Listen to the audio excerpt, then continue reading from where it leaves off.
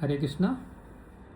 तो आज का प्रश्न यह है कि अगर कोई धर्म का पालन करना चाहता है, अपने कर्तव्य का पालन करना चाहता है और धर्म का पालन और कर्तव्य का पालन करने में उसके शरीर को, उसके मन को कष्ट हो रहा है, तो क्या उसे धर्म का पालन या कर्तव्य का पालन करना चाहिए या शरीर के कष्ट को या मन के कष्ट को अधिक महत्व देते हुए उसे छोड़ देना चाहिए? क्योंकि प्राय ऐसा देखने में आता है कि लोग जब शरीर में कोई कष्ट हो जाता है तो अपने कर्तव्य का पालन या धर्म का पालन छोड़ देते हैं। तो क्या करना चाहिए? तो इसका आंसर जो है स्वयं भगवान श्री कृष्ण ने भगवद गीता में अर्जुन को दिया है। ये उस समय जिस समय अर्जुन जो है मोह में आ गए थे और अपने पितामह और अपने आचार्य गुरु द्रोणाचार्य को देख करके दुखी हो गए थे। उनको लग रहा था कि हम इस समय कैसे अपने पितामह और अपने आचार्य के ऊपर बाण चलाएंगे। तो उसमें भगवान से उन्होंने कहा कि मैं युद्ध नहीं करूंगा। वो अपने कर्तव्य का पालन करने से मना कर दिए थे। तो भगवान ने क्या आंसर किया था?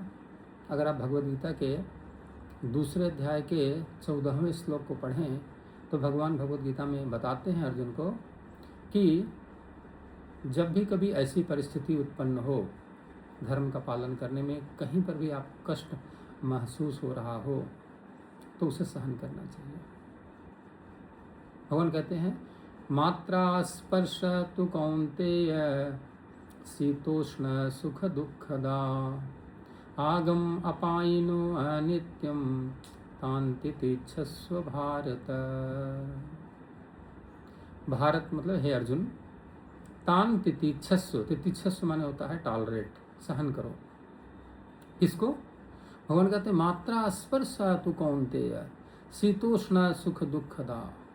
सर्दी गर्मी सुख दुख, ये जो इंद्रिय से इंद्रियों जनित हमारे सुख हैं, ये जब कभी आते हैं तो ये कैसे हैं? ये आते हैं और चले जाते हैं। आगम माने आते हैं, अपायनो माने चले जाते हैं। तान तितिक्ष और अंत्यम, ये बहुत टेम्पररी है, नित्य नहीं है। It is very temporary. So इसे टॉलरेट करो। और क्या मिलेगा टॉलरेट करने से? देखिए भगवान ये कह रहे हैं कि धर्म के पालन करने में जब शरीर को कष्ट हो रहा हो तो उसे सहन इसलिए करना चाहिए क्योंकि इससे हृदय शुद्ध होता है और हायर पर्पज की प्राप्ति होती है। जीवन का जो लक्ष्य है वो प्राप्त हो जाता है। और अगर आप अपने शरीर को सुख प्रदान करना चाहते हैं तो उससे क्या है, हायर पर्पज हमारा छूट जाएगा। जैसे भगवान ये कह रहे हैं कि अगर कोई व्यक्ति मान लीजिए सुख दुख को सहन कर रहा है तो सुख दुख को सहन करने का मतलब हमें समझना चाहिए कि ऐसा नहीं है कि शरीर में किसी को मान लिया बुखार हो गया हो, शरीर में कोई पीड़ा हो गई हो या उसका शरीर में कोई रोग हो गया हो तो दवा न खाए हो। ऐसी बात नहीं है। दवा उसको लेना ऐसे उसे पेड़ की तरह नहीं कि हाँ सर्दी है, गर्मी है और जाड़ा है, बरसात है, जो भी है, मतलब बेचारा बाहर खड़ा हुआ सब सहन कर रहा है, ऐसा भगवान नहीं बोल रहे हैं। भगवान ये कहना चाह रहे हैं कि धर्म के पालन में यदि दुख आ रहा है तो उसे सहन करना है।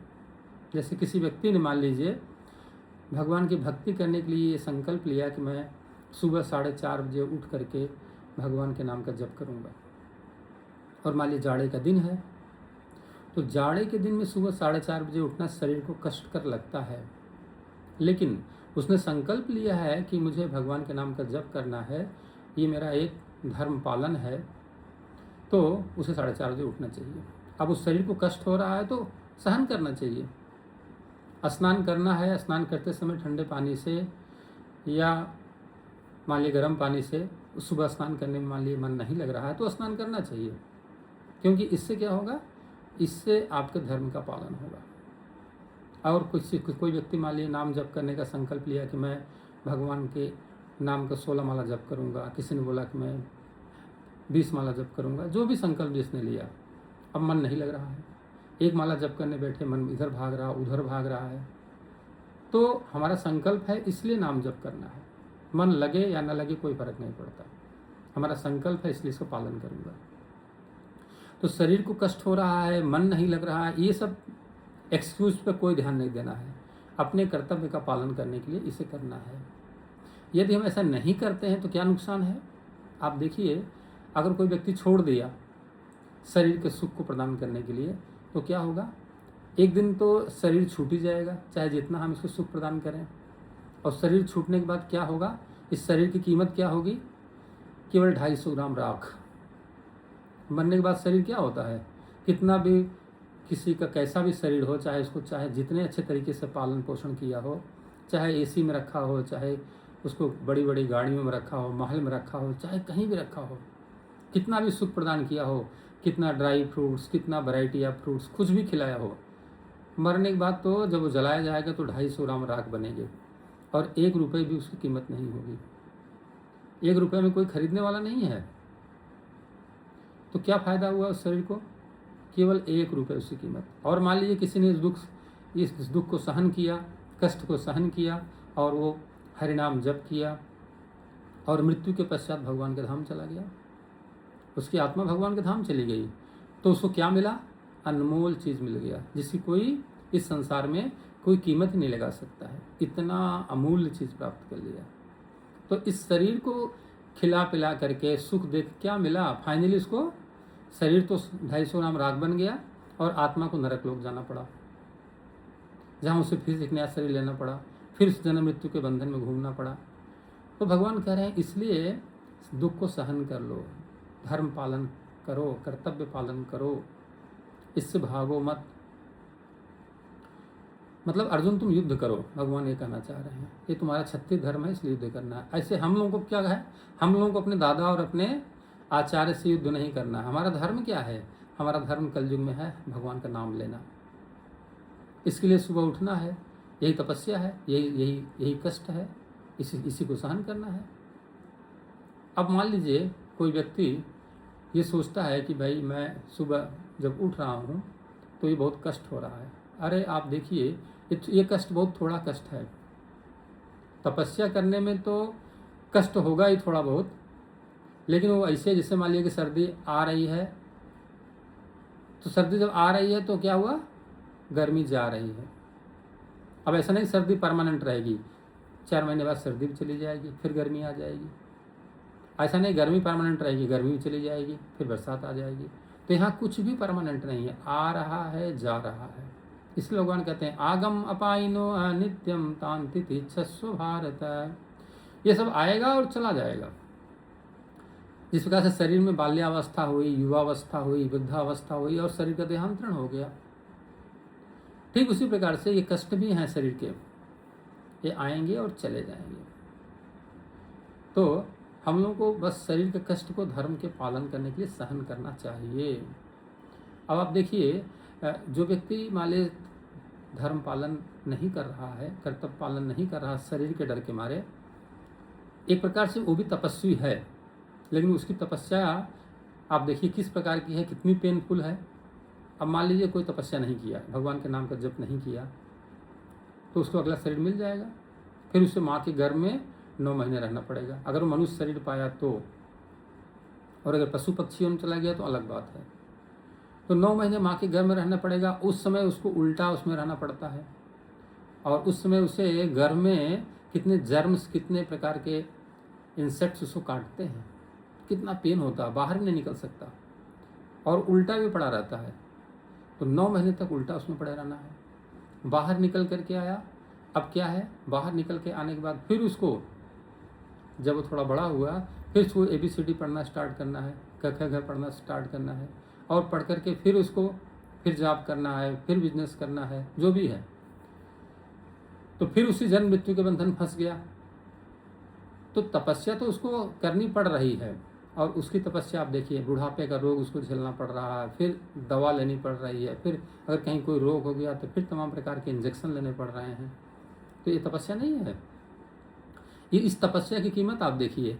जो व्यक्ति केवल थोड़ा सा सहन कष्ट कर लिया, सुबह 4:30 बजे उठ के स्नान कर लिया, भगवान के नाम का जप कर लिया, अपनी जिह्वा पर नियंत्रण कर लिया, भगवान का प्रसाद ग्रहण किया, ये भी तपस्या कर रहा है। और वो एक व्यक्ति जो ये तपस्या नहीं कर रहा है, उसको क्या कष्ट मिल रहा है? 9 महीने माँ का गर्भ, इसके बाद फिर वही जन्म, फिर उसके बाद बुढ़ापा, फिर वही रोग, फिर मृत्यु।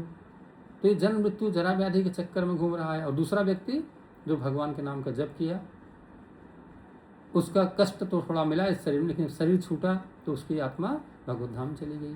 तो ना तो अब उसको माँ के गर्भ में जाना है, न उसको पुनः जन्म लेना है, न उसको बुढ़ापा मिलना है, और न ही उसको कोई रोग होना है।